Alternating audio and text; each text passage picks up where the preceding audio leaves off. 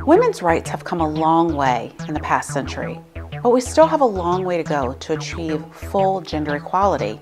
And March is a great time to talk about it since it's Women's History Month. So let's talk about it.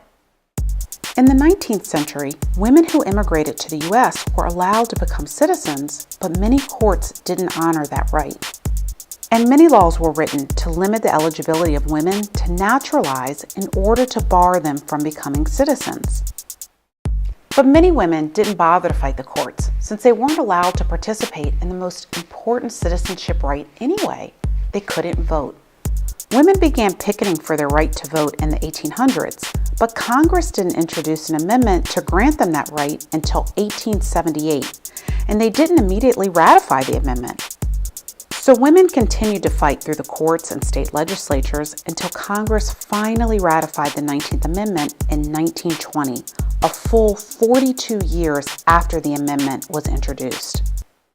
That was a big legislative victory for women, but socially, they were still treated as second-class citizens, which is why the women's rights movement of the 1960s and 70s was so important. The National Organization for Women, or NOW, was formed in 1966. They fought for laws banning discrimination against women in the workplace, maternity leave rights, child care centers, and equal job opportunities, among other things.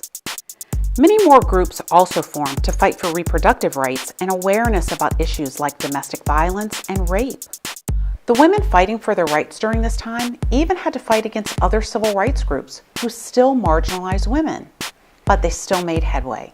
Divorce laws were liberalized, employers were barred from firing pregnant women, colleges formed women's studies programs, and women even began running for office and winning. In 1972, Congress passed Title IX of the Higher Education Act, which prohibited funding of gender discrimination in education and opened the doors for women into many more institutions. And in 1973, the Supreme Court finally legalized abortion in Roe v. Wade. So, 50 years after women won the right to vote, women made many strides to level the gender playing field. But now, 50 years later, there's still much work to do.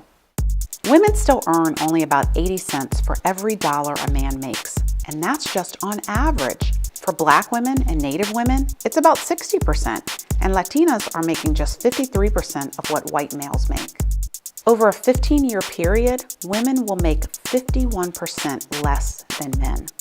And women still face sexism in all facets of our culture, from the workplace to sports to entertainment and beyond.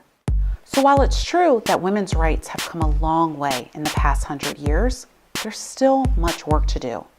That's why it's important to remember women's history so that we don't repeat past mistakes and we keep moving forward.